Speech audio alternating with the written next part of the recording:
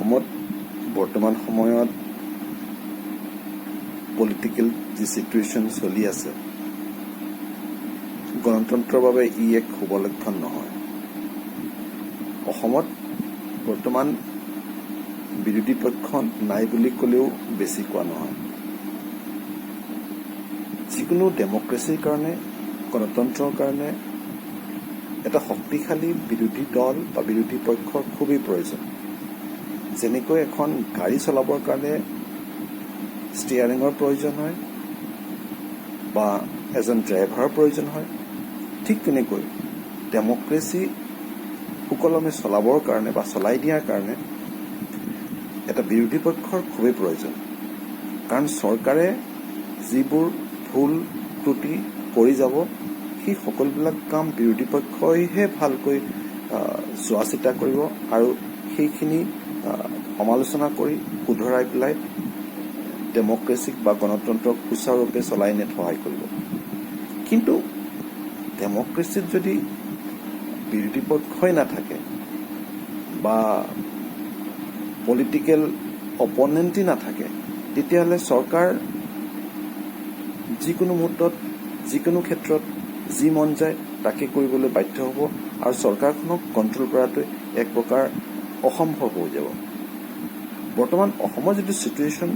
এই চিটুৱেশ্যনটো দেখি এনেকুৱাই লাগিছে যে চৰকাৰৰ বিৰুদ্ধে মাত মাতিবলৈ আজি কোনোৱে নাইকিয়া হ'ল। নন পলিটিকেল অৰ্গেনাইজেশ্যনবিলাক যদি আমি বাদ দিওঁ, পলিটিকেল পাৰ্টি বা পলিটিকেল যি লিডাৰ্ছ অসমত প্ৰায় অভাৱ হৈ গৈছে, যিটো ডেমক্ৰেচিৰ কাৰণে এটা শুভ লক্ষণ নহয়। বৰ্তমানে চৰকাৰখনে যিমানেই ভাল কাম নকৰক, যে চৰকাৰ এখনক যিকোনো সময়তে চোৱা চিতা কৰাৰ কাৰণে বা সমালোচনা কৰাৰ কাৰণে এটা বিৰোধী পক্ষৰ খুবেই প্ৰয়োজন। চৰকাৰে ভাল কাম কৰিব পাৰে, চৰকাৰে ৰাইজৰ হকে কাম কৰিব পাৰে, কিন্তু ৰাইজৰ হকে কাম কৰি যোৱাৰ সময়তো এটা বিৰোধী পক্ষই এই কামবিলাক ভালকৈ চোৱা চিতা কৰি ইয়াৰ খুঁটি নাটিবিলাক লক্ষ্য কৰি চৰকাৰক শুধৰাই লৈ যোৱাটো খুবেই প্ৰয়োজন। অসমত যি এক বিৰোধী পক্ষ আছিলে বা আছে, তাৰ ভিতৰত আমি কংগ্ৰেছৰ কথা যদি কওঁ, বৰ্তমান অসমত কংগ্ৰেছৰ অৱস্থা অতিশয় শোচনীয়। কংগ্ৰেছৰ বৰ্তমান সময়ৰ যিসকল লিডাৰ্ছ আছে বা যিসকল ৰাজনীতিবিদ আছে, তেওঁলোকে চৰকাৰখনক সমালোচনা কৰাৰ ক্ষেত্ৰত যি ধৰণে আগভাগ ল'ব লাগিছিলে বা চৰকাৰৰ কাম কাজবিলাকত তেওঁলোকে যি ধৰণে সমালোচনা কৰিব লাগিছিলে বা যি ধৰণৰ তেওঁলোকৰ ষ্ট্ৰং পদক্ষেপ হ'ব লাগিছিলে, সেই ধৰণৰ ষ্ট্ৰং পদক্ষেপ আমি যোৱা কিছু বছৰত দেখিবলৈ পোৱা নাই, যিটো আমাৰ গণতন্ত্ৰৰ কাৰণে শুভ লক্ষণ নহয়। এনেই হকে বিহকে চৰকাৰক কিবা কিছুমান কথা কৈ বিতষ্ট কৰি থোৱাটোৱেই এটা পলিটিকেল পাৰ্টিৰ কাম হ'ব নোৱাৰে। তেওঁলোকৰ যুক্তিবোৰ উপযুক্ত যুক্তি হ'ব লাগিব। তেওঁলোকৰ যিখিনি কথা বতৰা সেইখিনি সমাজৰ বা ৰাইজৰ মনপুত হ'ব লাগিব আৰু ৰাইজে সেইখিনি একচেপ্ট কৰিব লাগিব যে তেওঁলোকে যিখিনি কথা বা যিখিনি দাবী উত্থাপন কৰিছে, সেইখিনিৰ লগত ৰাইজে সহমত হ'ব লাগিব যে বিৰোধী পক্ষই যিখিনি কথা কৈছে ৰাইজেও সেইখিনিত ছাপোৰ্ট কৰিছে বা ৰাইজৰ সেইখিনিত বিৰোধী পক্ষৰ লগত মতামত একেই হৈছে। যদি ৰাইজৰ মনোভাৱ বেলেগ হয়, ৰাইজে বিৰোধী পক্ষৰ কোনো কথাই ছাপোৰ্ট কৰিব নিবিচাৰে, তেতিয়াহ'লে সেনেধৰণৰ বিৰোধিতাই বা তেনেধৰণৰ বিৰোধী পক্ষই দেশখনত বা গণতন্ত্ৰত কোনো ধৰণৰ উপকাৰ সাধন কৰিব নোৱাৰে। চৰকাৰক যধে মধে আলোচনা কৰিলেই নহ'ব। যে চৰকাৰৰ যিখিনি কথা আলোচনা বা সমালোচনা কৰা হৈছে, সেইখিনি ৰাইজৰ বাবে গ্ৰহণযোগ্য হয়নে নহয়, ৰাইজে সেই কথাখিনি কিমান দূৰ একচেপ্ট কৰিব পাৰে, গ্ৰহণ কৰিব পাৰে, সেই বস্তু তেওঁলোকে লক্ষ্য কৰাটো অতিশয় প্ৰয়োজন। গোটেই ভাৰতবৰ্ষত যিদৰে কংগ্ৰেছৰ এক শোচনীয় অৱস্থা,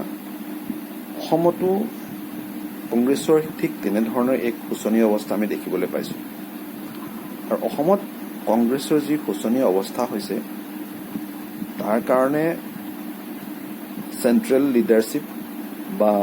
কেন্দ্ৰীয় নেতৃবৰ্গও বহু পৰিমাণে জগৰীয়া আমি যদি যোৱা ইলেকশ্যনৰ কথা চাওঁ যে যোৱা ইলেকশ্যনত মুখ্যমন্ত্ৰী যিজন প্ৰাৰ্থী আছিলে কংগ্ৰেছৰ ফালৰ পৰা তেওঁ আছিলে গৌৰৱ গগৈ অলৰেডি কংগ্ৰেছৰ এজন প্ৰবক্তা তেওঁ দিল্লীত কংগ্ৰেছৰ হৈ সংসদত বিভিন্ন কথা বতৰা তেওঁ উত্থাপন কৰে গতিকে কংগ্ৰেছৰ এজন প্ৰবক্তা হোৱাৰ পিছত যিহেতু তেওঁ এজন এমপিও বা সাংসদো হৈ আছে তেনে অৱস্থাত তেওঁ অসমৰ ৰাজনীতিলৈ আহি মানে অসমৰ মুখ্যমন্ত্ৰী পদৰ প্ৰাৰ্থী হৈ ইলেকশ্যন খেলাটো এটা সাঁথৰ পলিটিকেলি চাবলৈ গ'লে এইটো এটা ডাঙৰ প্ৰশ্ন যে এজন সাংসদ হৈ অলৰেডি তেওঁ দিল্লীত কংগ্ৰেছৰ প্ৰবক্তা তেনে অৱস্থাত অসমলৈ আহি অসমৰ মুখ্যমন্ত্ৰী পদৰ প্ৰাৰ্থী হৈ ইলেকশ্যন খেলাটো কিমান দূৰ শুদ্ধ বা যুক্তিযুক্ত সেইটো কংগ্ৰেছৰ চেণ্ট্ৰেল লিডাৰশ্বিপেহে ক'ব পাৰিব আৰু আনফালেদি গৌৰৱ গগৈৰ ফালে যদি আমি চাওঁ গৌৰৱ গগৈৰ ক্ষেত্ৰতো দুইধাৰী তলোৱাৰৰ নিচিনা মানে তেওঁ ইলেকশ্যনত জিকিলেও দিগদাৰ আৰু হাৰিলেও দিগদাৰ যদি তেওঁ জিকে তেতিয়াহ'লে তেওঁ চৰকাৰ গঠন কৰিব নোৱাৰিলেও মুখ্যমন্ত্ৰী নহ'লেও অসমতেই থাকিব লাগিব আৰু এজন বিৰোধী পক্ষৰ নেতা হৈ থাকিব লাগিব যিটো নেকি একেবাৰে দুৰ্বল এটা বিৰোধী দল আৰু আনহাতে তেওঁ যদি হাৰিলে তেওঁ যদিও এজন সাংসদ হৈ দিল্লীত থাকিব কিন্তু তথাপিও তেওঁৰ পলিটিকেল লাইফৰ কাৰণে ৰাজনীতিক ক্ষেত্ৰত তেওঁ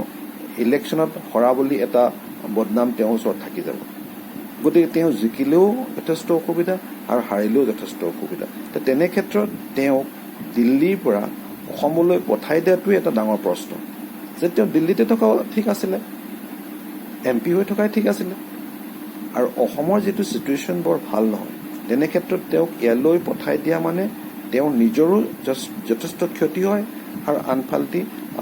যিটো তেওঁলোকৰ পাৰ্টীৰো যথেষ্ট ক্ষতি হয় আৰু ইয়াৰ বাহিৰেও যিসকল কংগ্ৰেছৰ লিডাৰ আগৰে পৰা ইয়াত তেওঁলোকে গৌৰৱ গগৈ নথকা অৱস্থাতো তেওঁলোকে ইলেকশ্যনৰ কাৰণে আগৰে পৰা নিজকে প্ৰস্তুত কৰি আছিলে গৌৰৱ গগৈ অহাৰ পিছত তেওঁলোকৰ মনোবল ভাগি যোৱাটো এটা সাধাৰণ কথা তেনে ক্ষেত্ৰত পাৰ্টিটো দুৰ্বল হোৱাৰো এটা ডাঙৰ সুযোগ আহি যায় যে যদি পাৰ্টিটো দুৰ্বল হয় তে ইলেকশ্যন খেলিব কেনেকৈ তে কংগ্ৰেছৰ চেণ্ট্ৰেল লিডাৰশ্বিপেও বা কেন্দ্ৰীয় নেতৃবৰ্গও এই বিষয়ত যথেষ্ট চিন্তা কৰাটো প্ৰয়োজন আছিলে আৰু গৌৰৱ গগৈৰ ঠাইত